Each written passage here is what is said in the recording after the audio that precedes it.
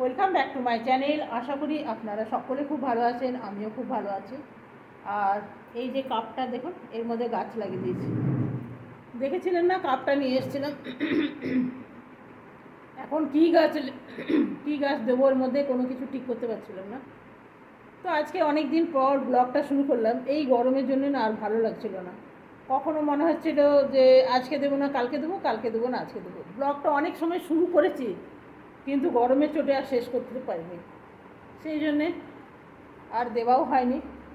আর উপরে চলছে পাখা, কি করব বলুন, এত গরমে থাকতে পারছি না। তো এখন যাচ্ছি একটু সবজি বাজারে, যা প্রচণ্ড রোদ না, আপনি চিন্তা করতে পারবেন। অনেক দিন ধরে ভাবছি আইব্রো করতে, সে আর যেতে পারছি না। আর এসিতে শুয়ে শুয়ে না একদম গলা গেছে চোখট হয়ে। তো চলুন, এই রোদে তাকাতেই পাচ্ছি না বাবারে। তবে আমি একা না, আরেকজন যাবে সাথে।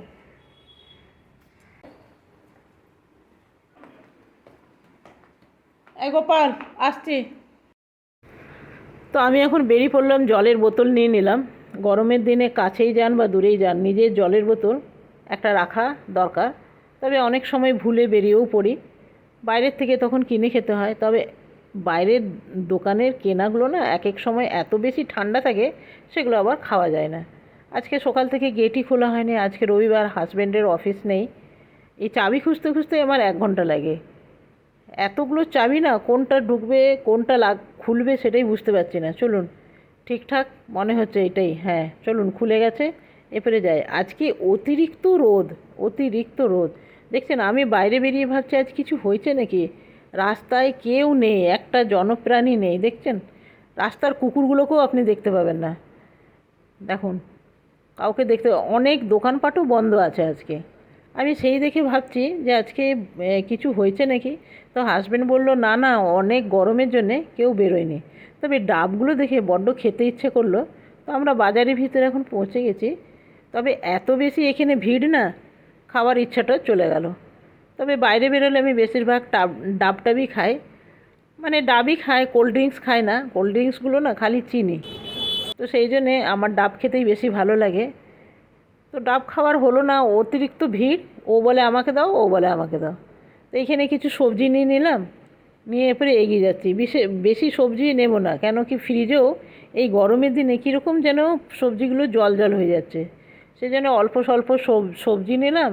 আর কাঁচা লঙ্কার দাম তো এখন তুঙ্গে, 40 টাকা পোয়া, অতিরিক্ত দাম।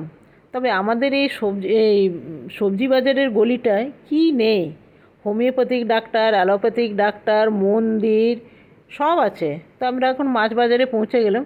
চলুন মাছ টাছ কিনে তারপরে একদম আপনাদের সাথে দেখা হবে। মাছ বাজারে যে ভিড় না, ওই ভিড়ের মধ্যে ক্যামেরা করা বড় মুশকিল। চলুন ঘরে গিয়ে আপনাদের সাথে দেখা হবে। আমাদের মাছ কেনা হয়ে গেছে। তো বাজার থেকে জাস্ট এসে পৌঁছলাম। বাইরে যা রোদ না, এত রোদ, কোনো বাজার করতেই পারলাম না জানেন। বেশি রোদে না আমি থাকতে পারি না, আমার মাথা টাথা ঘোরাতে শুরু করে। আর এখন দিলাম ওয়াশিং মেশিনে কাপড়, কাচা হচ্ছে। আর বিশেষ কিছু মাছ আনি নে, একটু বেলা করে গেছিলাম, প্রায় 10টা এমনি হবে গেছিলাম। সকাল সকাল গরমের দিনে সকাল সকাল সবাই বাজার করেই নেয়, তো আমাদের একটু যেতে লেট হয়ে গেছিলো। তো চলুন, কী মাছ এনেছি, বেশি কিছু না, একটা রুই মাছ এনেছি আর ছোটো একটু মাছ এনেছি, আর 2খানা মূলো এনেছি আর কাঁকরোল এনেছি, ব্যাস এই বাজার। এই দেখুন, এগুলো একটু জল দিয়ে ধুয়ে নেবো। আর চিংড়ি মাছ এনেছি।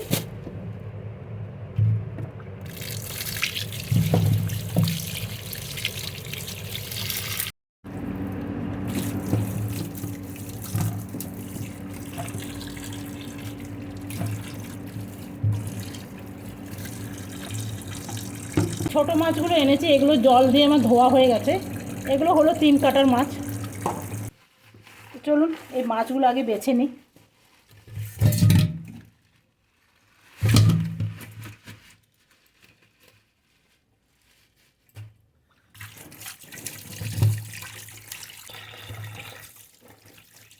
আমার মাছ ধুতে না বেশ সময় লাগে। বর্ষাকালের সময় বেশিরভাগ মাছেই ডিম থাকে। তবে শুনেছি রুই কাতলা মাছে যদি ডিম হয়ে যায় সেগুলো টেস্ট পাওয়া যায় না। আর সত্যি কিন্তু তাই, জানেন, যেগুলো ডিম থাকে মাছগুলো একটু পানসা পানসা লাগে। এই যে মাছের মধ্যে মাছের পেটিগুলো ভালো করে পরিষ্কার করতে হয়, একরকম কালো কালো থাকে না, আপনাকে আমি দেখাবো দেখবেন। সেগুলো পরিষ্কার করতে বেশ সময় যায়। এই যে এই যে কালো জিনিসটা, এই যে দেখছেন, এই যে এটা, এগুলো হলো পেটের নোংরা টোংরা থাকে না। চলুন, এই মাছ ধুতে আমার অনেক সময় লেগে যায়, বোধহয় আমি 3বার বাজার চলে গিয়ে চলে আসবো, এতটাই সময় যায়।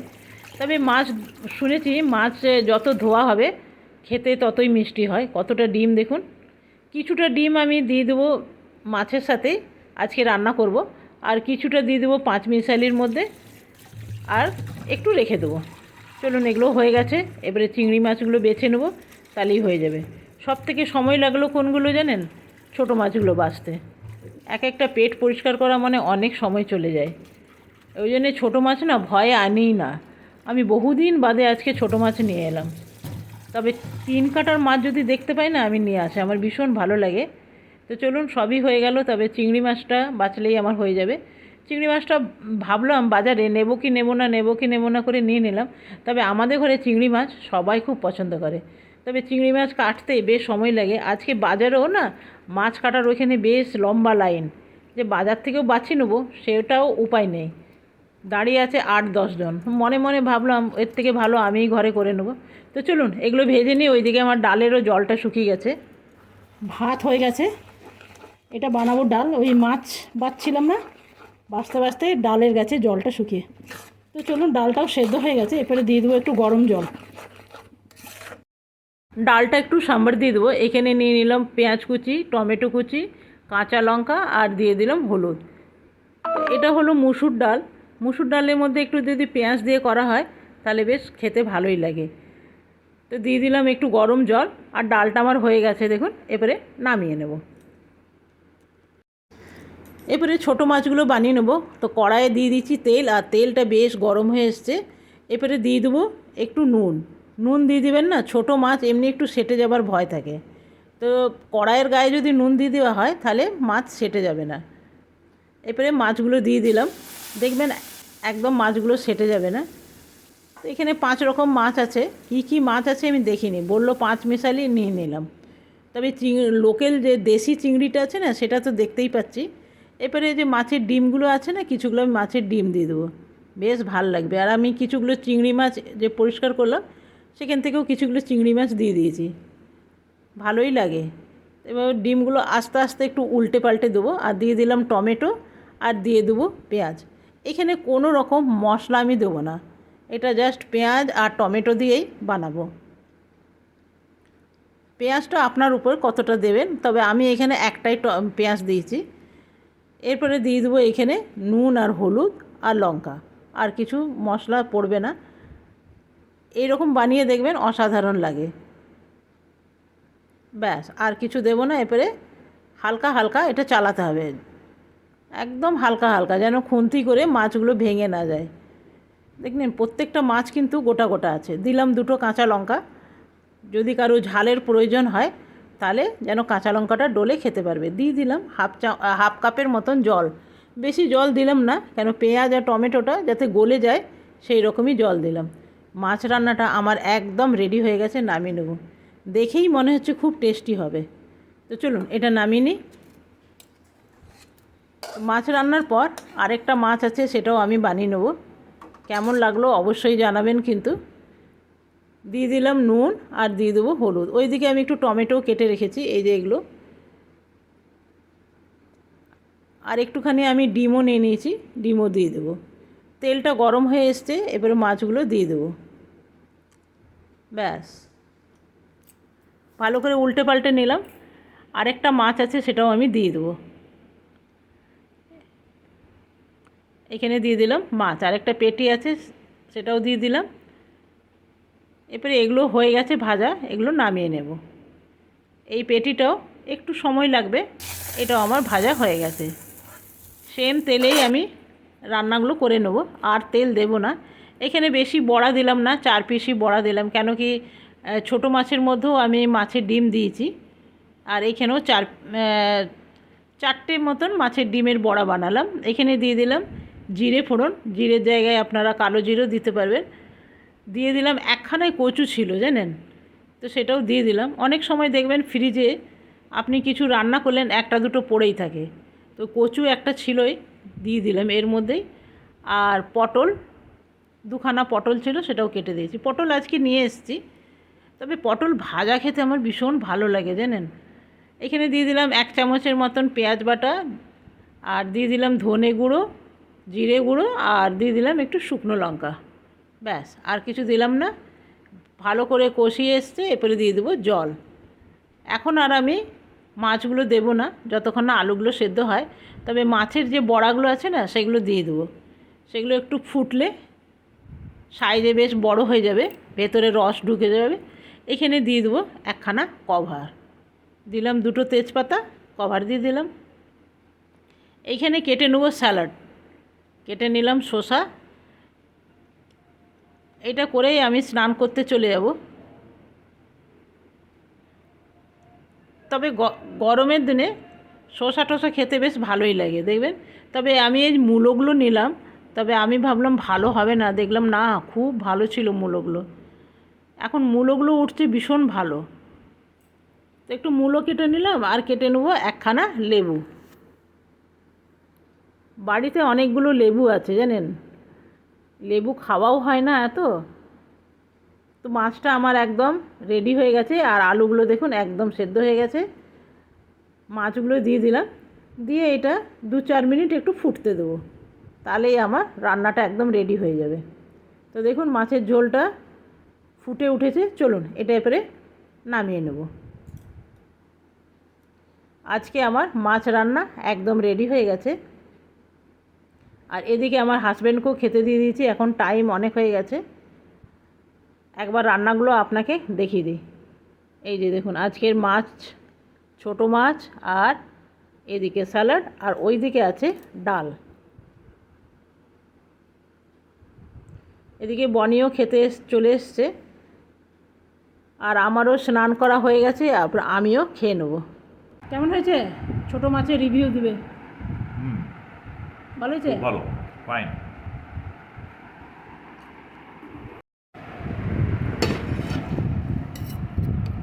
মাছের ডিম নাও, মাছের ডিম দেব।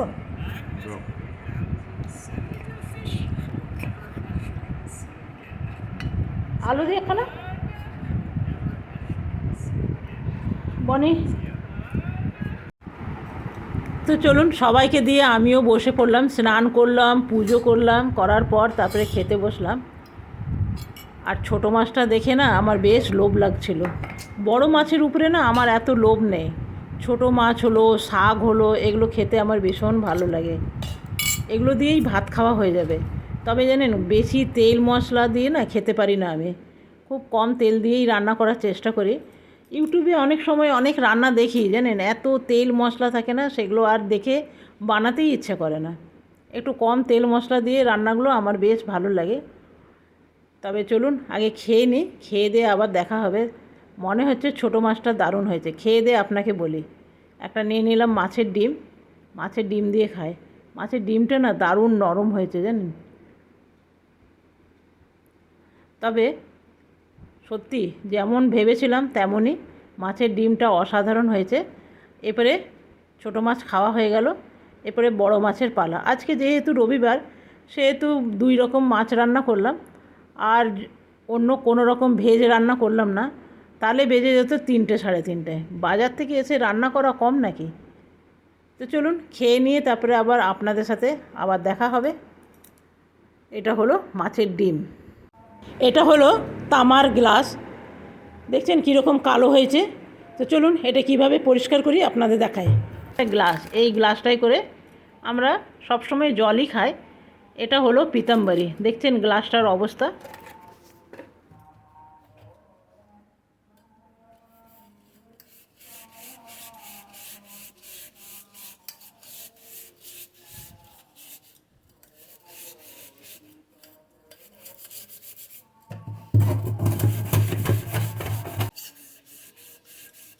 তামার গ্লাস না আমি এইভাবেই পরিষ্কার করি।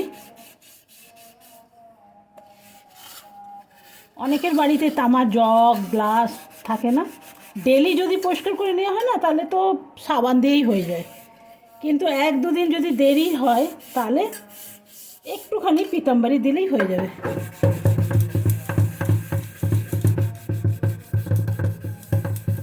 কিন্তু এই কচ ব্রাইটটা হতে হবে একদম ধারালো। এবার একটু সাবান নিয়ে নিলাম, ভিম বার।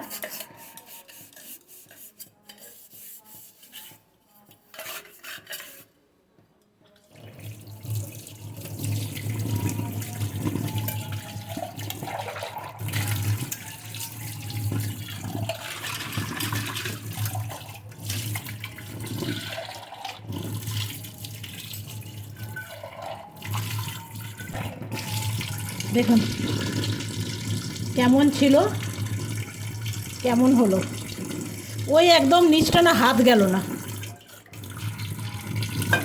খাওয়া দাওয়া হলো, আর আমি না তামার গ্লাস এভাবেই পরিষ্কার করি, একদম চকচকে পরিষ্কার হয়ে যায়, ঠাকুরের বাসনপত্র পরিষ্কার হয়ে যায়। তবে আপনি যদি রেগুলার করেন না তাহলে কিন্তু কষ্ট হয় না, অল্প একদম হাফ চামচ পিতাম্বরী দিয়েই কিন্তু হয়ে যায়। দেখুন কী সুন্দর পরিষ্কার হয়ে গেল। এই অনেকের বাড়িতে, আমার বাড়িতে জগ নেই, অনেকের বাড়িতে তামার জগ টগ থাকে, গ্লাস থাকে, ঠাকুরের বাসনপত্র থাকে, এভাবে পরিষ্কার করে। তো চলুন খাওয়া দাওয়া হলো, পাখাটা অফ করি।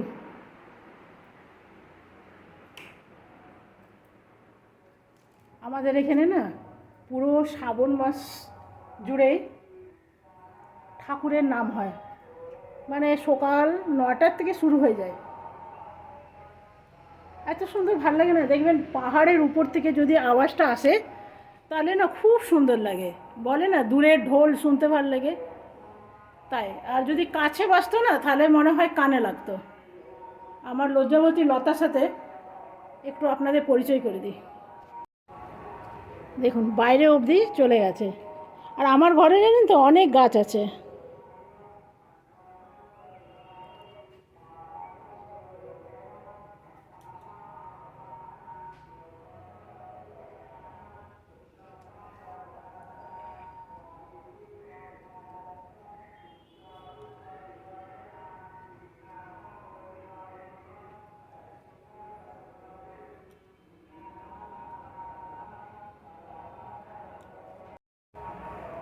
বেচারাকে আর তং করলাম না জানেন, এই যে আসে যায় একবার করে পাতাগুলো ছুঁয়ে দেয় আর বেচারা সব বন্ধ হয়ে যায়। তবে আমাদের বাগানে না চারিদিকে লজ্জাবতী লাগে, চারিদিকে, আর ভীষণ কাঁটা হয় জানেন, এক একটা কাঁটা হয় না, সেটা আপনার হাত একদম ব্যথা করে দেবে, খুব কাঁটা। আপনাকে আমি কাঁটাগুলো দেখাই।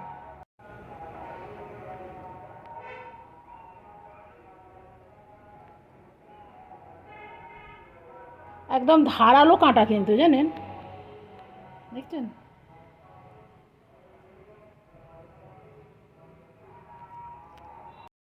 কাঁটাগুলো না একদম ধারালো, ভীষণ ধারালো। তো চলুন, ঠাকুরের খুব নাম হচ্ছে, খুব ভালো লাগছে জানেন, আর এত ঘাম দিচ্ছে না আমার, দেখে বুঝতে পারছেন। ঘরে যাই বাবা। জানেন সকাল থেকে জানেন এত কাজের চাপ না, একা মানুষ না, হাজব্যান্ডের সাথে, আমার হাজব্যান্ডের সাথে যদি আমি বাজার না যাই, সকালে বাজার গেলাম কেন জানেন তো, হাজব্যান্ডই নিয়ে আসতে পারতো, কিন্তু আমি বাজার যাই কেন, যদি বলি কি আজ অনেক দিন হলো চিংড়ি মাছ খাই না, অল্প চিংড়ি মাছ নিয়ে আসবে, তো অল্প বলেছি নিয়ে আসবে 1 কিলো, চিংড়ি মাছই নিয়ে চলে এলো, মানে যেটা বলবে সেটাই গাদা গুচ্ছিক নিয়ে চলে আসবে। আমি গেলে কি করি না, অল্প অল্প সব মাছ নিয়ে, হয়তো 250 নিলাম ছোটো মাছ, আধা কিলো নিলাম পমপ্লেট মাছ, এইরকম করে সব মাছ নিই, যে সপ্তাহে একই রকম খাবো, আলাদা আলাদা করে খায়। আর একে যদি বলে দিই চিংড়ি মাছ নিয়ে আসবে, তো চিংড়ি মাছই 1-1.5 কিলো নিয়ে চলে আসে, যদি বলি পাবদা মাছ নিয়ে আসবে তো পাবদা মাছই নিয়ে চলে আসে। তো সেই জন্য আমাকে বাজার যেতেই হয়। বলেছি একদিন পটল নিয়ে আসবে, তো পটল ছেচকি বানাবো, বাবা কে বলে 1-1.5 কিলো পটল নিয়ে চলে এসেছে। কী জানি সবাই এরকম কিনা জানি না, তবে আমারটা তো এইরকমই ভাই।